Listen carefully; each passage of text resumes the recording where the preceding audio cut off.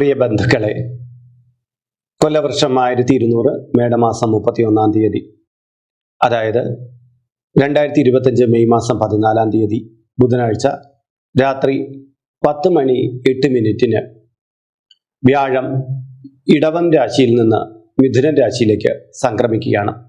ഈ വ്യാഴമാറ്റം പൂയം നക്ഷത്രക്കാരെ എങ്ങനെ ബാധിക്കുന്നു എന്നുള്ള കാര്യമാണ് ഇന്നത്തെ വീഡിയോയിൽ പ്രതിപാദിക്കുന്നത്. പൂയം നക്ഷത്രക്കാര് കർക്കിടക കൂറിൽ ജനിച്ചവരാണ്. അപ്പോൾ 12ാം ഭാവത്തിലേക്കാണ് വ്യാഴം വന്നിരിക്കുന്നത്. അപ്പോൾ ഇത് എങ്ങനെ ഇവരെ ബാധിക്കും എന്നുള്ള കാര്യം നമുക്ക് വ്യക്തമായിട്ട് നോക്കാം. ദോഷങ്ങളുണ്ടെങ്കിൽ അതിന് പരിഹാരങ്ങൾ എന്തൊക്കെയാണെന്ന് തിരിച്ചറിയാം. നിങ്ങളുടെ ജീവിതത്തിൽ വളരെ മുതൽക്കൂട്ടാകുന്ന ഒരു വീഡിയോ തന്നെയായിരിക്കും ഇത്.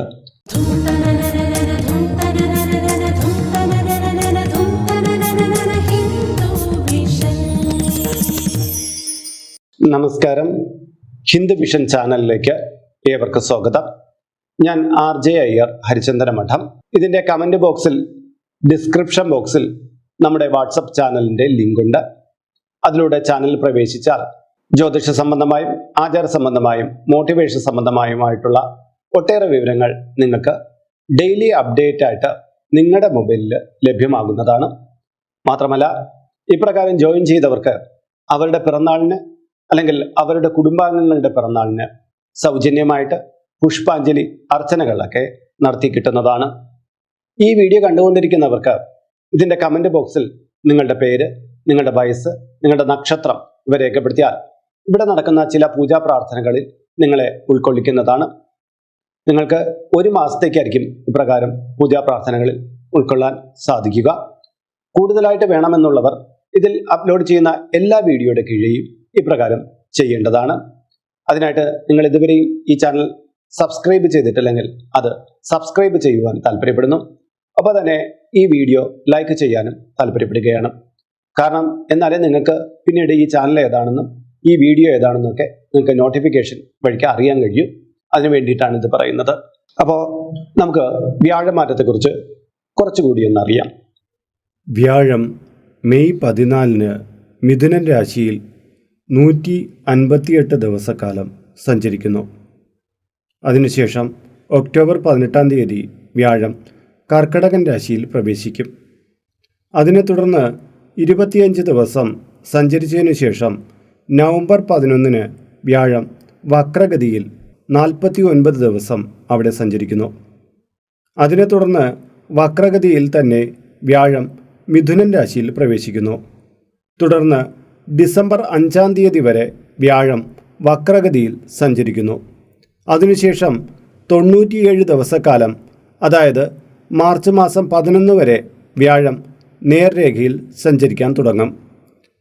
തുടർന്ന് 84 ദിവസം കൂടി സഞ്ചരിച്ച ശേഷം വ്യാഴം 2026 വർഷം ജൂൺ മാസം 2 തീയതി കർക്കിടക രാശിയിൽ പ്രവേശിക്കും. അപ്പോൾ ഈ മാറ്റം ഈ നക്ഷത്രത്തിൽ എങ്ങനെ പ്രതിഫലിക്കുന്നു എന്നുള്ളത് നമുക്ക് പരിശോധിക്കാം. അപ്പോൾ ഇങ്ങനെയാണ് വ്യാഴമാറ്റം. പൂയം നക്ഷത്രക്കാർക്ക് ഇത് എപ്രകാരമാണ് ബാധിക്കുക എന്ന് നമുക്കൊന്ന് പരിശോധിക്കാം. പൂയം നക്ഷത്രക്കാരെ സംബന്ധിച്ചിടത്തോളം ഈ വ്യാഴമാറ്റം ഗുണദോഷ സമ്മിശ്രമായിട്ടുള്ള അനുഭവത്തെയാണ് സമ്മാനിക്കുക. പ്രധാനമായും കേസ്, വഴക്ക് അങ്ങനെയൊക്കെയുള്ള കാര്യത്തിൽ നിങ്ങൾക്ക് അനുകൂലമല്ലാത്ത ചില വിധികൾ ഉണ്ടായി വന്നേക്കാം. ധനപരമായിട്ടുള്ള കാര്യങ്ങളിൽ നമ്മൾ കുറച്ച് ശ്രദ്ധ വച്ചു കഴിഞ്ഞാൽ നമുക്ക് നേട്ടം ഉണ്ടാവും. പക്ഷേ അശ്രദ്ധാപൂർണമായിട്ടുള്ള ചില നീക്കങ്ങൾ നമ്മുടെ കയ്യിലെ കുറച്ച് സമ്പത്ത് ഒലിച്ചു പോകാൻ കാരണമാകും. വാഹനം, സ്ഥലം ഇവ മേടിക്കുമ്പോൾ അതിൻ്റെ കരാറ് കാര്യങ്ങളൊക്കെ വളരെ ശ്രദ്ധയോടുകൂടി നോക്കണം. പ്രത്യേകിച്ച് യൂസ്ഡ് കാർ പോലുള്ള കാര്യങ്ങൾ മേടിക്കുകയാണെങ്കിൽ കൃത്യമായിട്ടും അതിൻ്റെ എഞ്ചിൻ ഭാഗങ്ങൾ ഒരു മെക്കാനിക്കിനെ കൊണ്ട് പൂർണ്ണമായി പരിശോധിച്ചതിന് ശേഷം മാത്രമേ അത് മേടിക്കാവൂ. ചില തട്ടിപ്പുകളിൽ ചെന്നപ്പെടാൻ സാധ്യത കൂടുതലാണ്. വിദ്യാർത്ഥികൾക്ക് പഠനപരമായിട്ട് മികവ് ഉണ്ടായി വരുന്നതാണ്. പുതിയ തൊഴിൽ അന്വേഷിക്കുന്നവർക്ക് അത് ലഭിക്കാനുള്ള സാധ്യതയുണ്ട്. എന്നാൽ വിദേശ രാജ്യങ്ങളിൽ തൊഴിൽ തേടുന്നവർക്ക് അത്ര കണ്ട് കാലം അനുകൂലമല്ല എന്നതും മനസ്സിലാക്കുക. സമ്പത്ത് വർദ്ധിപ്പിക്കുവാൻ വേണ്ടി ചെയ്യുന്ന ചില എടുത്തുചാട്ട മനോഭാവത്തോടു കൂടിയുള്ള പ്രവർത്തനങ്ങൾ സാമ്പത്തിക നഷ്ടത്തിലേക്കായിരിക്കും കലാശിക്കുക. എന്നാൽ ബിസിനസ്സിൽ നിന്ന് നമുക്ക് നേട്ടമുണ്ടാക്കാൻ പറ്റും. അത് ശ്രദ്ധയോടുകൂടി ചെയ്യണമെന്ന് മാത്രമേ ഉള്ളൂ. ശത്രുക്കളുടെ എണ്ണം കൂട്ടുന്ന തരത്തിലുള്ള വാക്പ്രയോഗങ്ങൾ നമ്മുടെ പക്ഷത്തു നിന്നുണ്ടാകും. അത് കുടുംബത്തിനകത്തും പുറത്തും നമുക്ക് എതിരാളികളെ സൃഷ്ടിക്കും. വിവാഹാലോചനകൾ കല്യാണ കാര്യങ്ങളിലേക്ക് എത്തിച്ചേരുന്നതാണ്. പ്രണയബന്ധത്തിൽ നേരിയ ചില കല്ലുകടികൾ ഉണ്ടായി വന്നേക്കാം. എന്നാൽ പരസ്പരം സംസാരിച്ച് അത് തിരുത്തുവാനുമുള്ള അവസരമുണ്ട്. ഉപരിപഠനത്തിന് വേണ്ടിയിട്ടുള്ള അവസരങ്ങൾ തുറന്നു കിട്ടുന്നതാണ്.